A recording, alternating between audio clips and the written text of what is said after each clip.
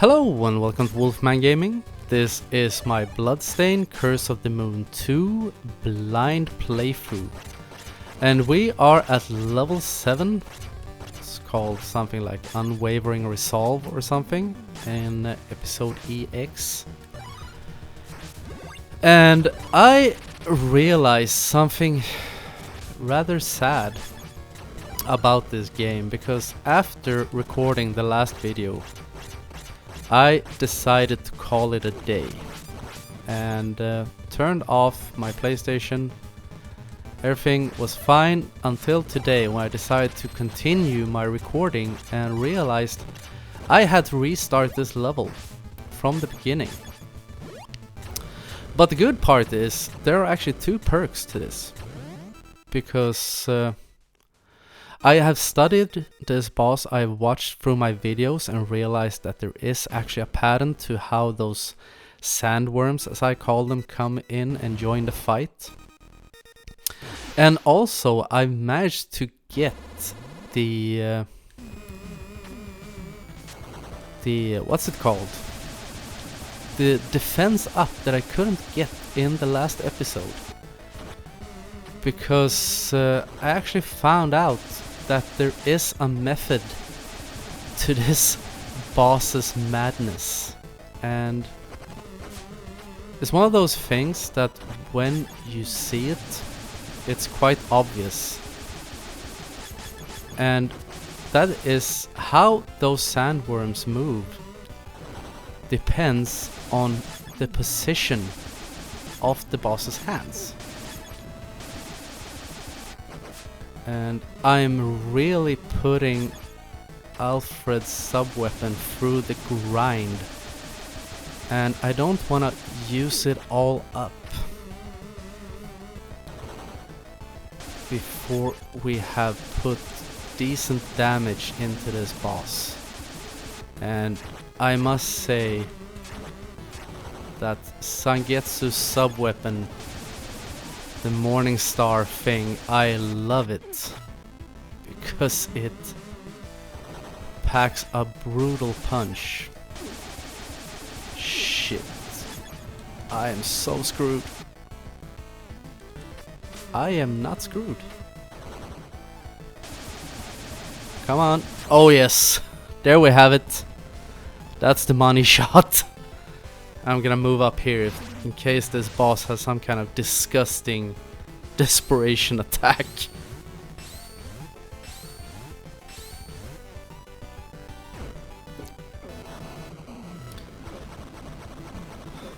Yes, she did. And thankfully it didn't kill me. I realize now I came really close. 1 hit point left, but doesn't matter because the boss is down and we can move into level 8, which is called Oath of Reunion. Oh shit, there's wind in this level. I had forgotten about this. Oh, I hate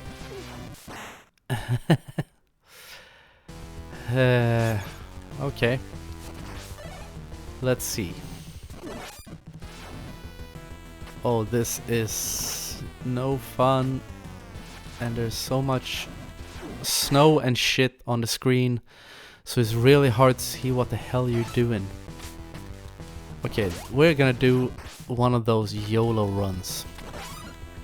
We just tuck our balls and hope for the best. Yes, that works, and we get a checkpoint. Thank you. That was quite scary, actually, and I had forgotten completely about that. And you can tell you're at the last level when shit like this starts flying around.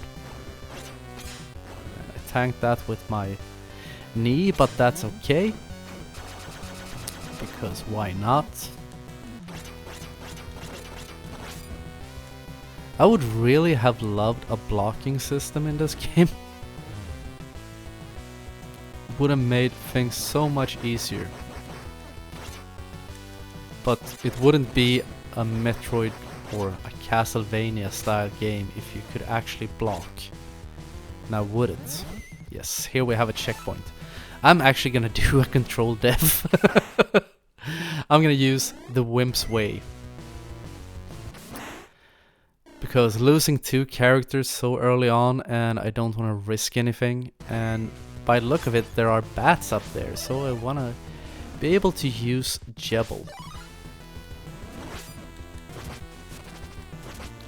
They look so much like the first boss in Castlevania, saved by bat skills. So, should we go right or should we go down? Let's go right. I think this is one of those paths I couldn't take in episode 1 or 2. So let's see where this leads. Could be quite interesting.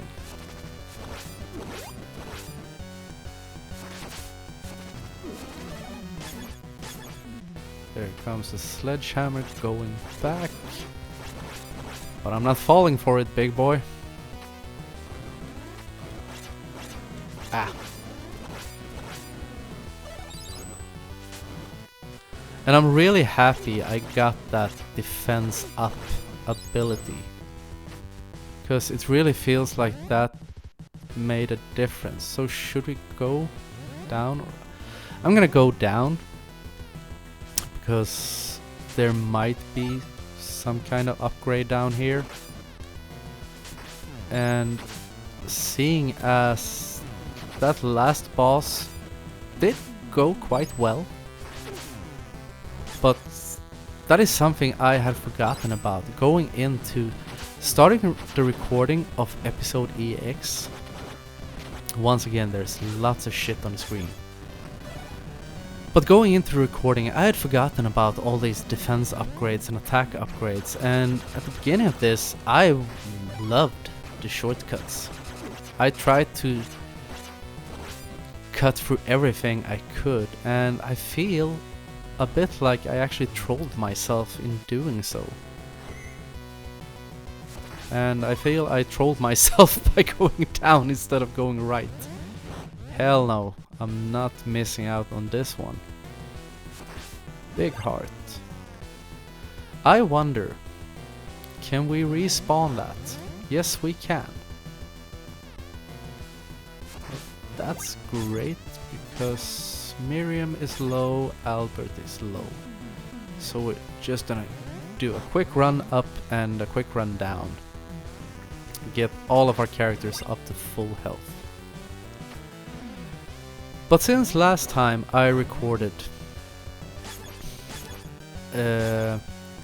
I've talked about throughout this playthrough, or through the playthrough of episode EX, that I started playing Hollow Knight. And since my last recording session, I actually finished the game.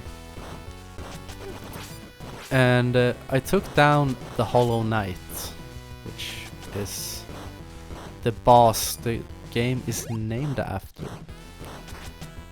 And usually when I finish a game that I really enjoy, like Hollow Knight, I get this feeling of sadness afterwards, and I think a lot of people can relate to that sense of sadness because it feels a bit bittersweet. When you complete a game that you have invested so much time in and so much blood and sweat and tears and almost a controller and your new TV. But I must say, when I beat the Hollow Knight, I clocked in at around, I think it was 46.5 hours spent playing that game. And when I got to the end, I actually felt that it felt okay. Of course, it's always, as I said, it's always a little bittersweet. But after all those hours, all that suffering, and enjoying myself very much throughout the game, believe nothing else, but it felt right to leave Hallow Nest and venture on to new games. And I've said that I'm gonna take a break from hard games, which I will. Just not quite yet, actually. The next game I think I'm gonna play is Mortal Shell, actually. It's supposed to be like a Dark Souls clone. I don't know much more about it. I have seen a little bit of gameplay, and it seems very Dark Soulsy. And I'm starting to wonder if there really are any upgrades here, because I feel whenever I skip taking a shortcut, I just get trolled and run into disgusting stuff. But also, one thing, full disclosure on Hollow Knight, there is a secret final boss called Radiance. And I did an attempt at Radiance. One attempt.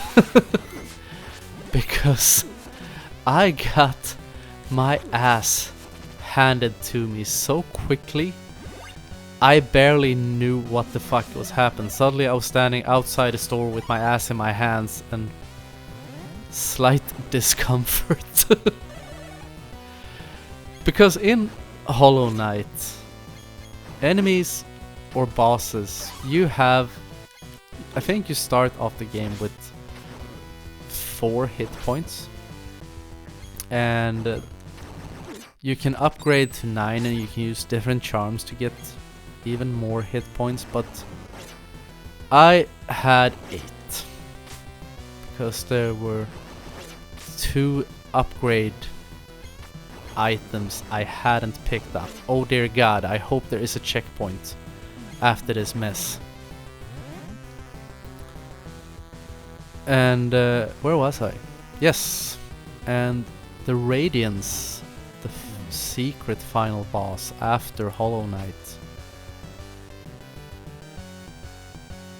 There was... oh, there. Okay, yes, there is a checkpoint. That's fine.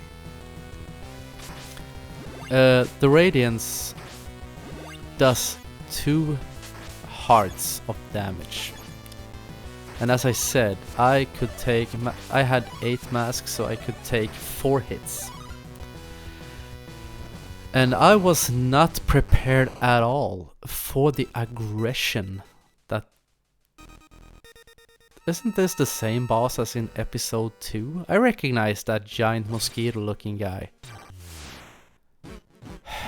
Really? Do I have to face off against him again? And as I remember it, I don't think this boss was super hard. You had to take out all these things.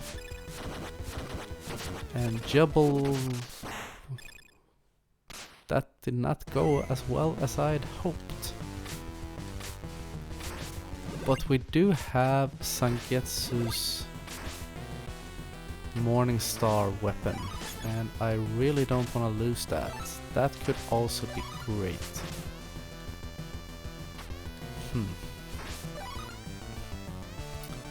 Yes, I was not prepared for the level of aggression that Radiance showed going into that fight. So he materialized fireballs straight in front of me, and I face tanked 3 of them, and then I was down to 1 hit, and he kind of just like smacked me, sent me packing home. But I did a backup of my save just before I took down the Hollow Knight, so one day I'm gonna restart the game and face off against the Radiance once more, and hopefully be able to take him down that time.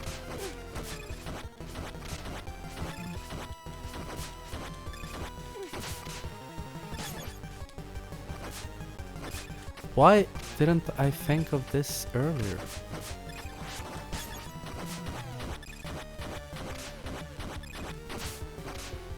Because that's the good thing about Alfred, is that fireball sub-weapon is actually amazing. it's not as good as Hachi's iron skin, but it does make things significantly easier. And now I am officially in trouble,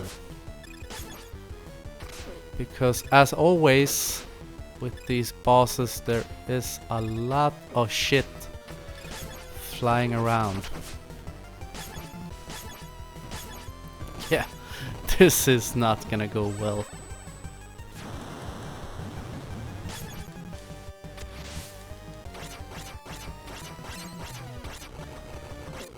Nope. Didn't go well at all.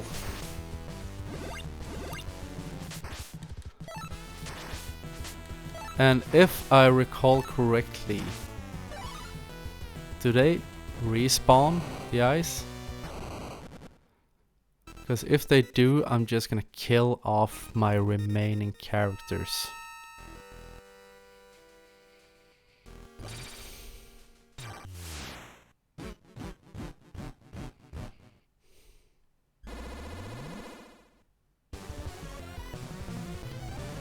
So, how's this gonna go? Do we move? Oh, you disgusting boss.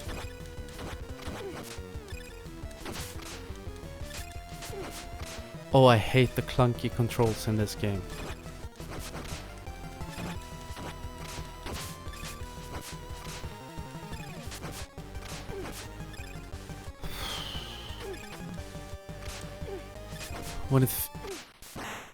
When it really feels like you're struggling against programming,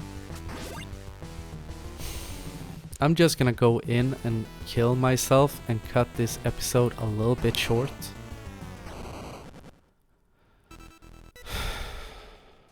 And take a quick break before I try again, because there is no chance to take this on with just Alfred.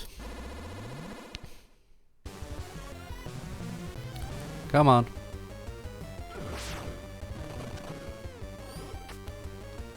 There we have the lava pits. Come on. Yes. Well, I'm actually gonna end this episode right here and we'll take him on next time. But in the meanwhile, I want to thank you very much for watching, and I will see you again in my next video. So until next time, this is the Wolfman signing off.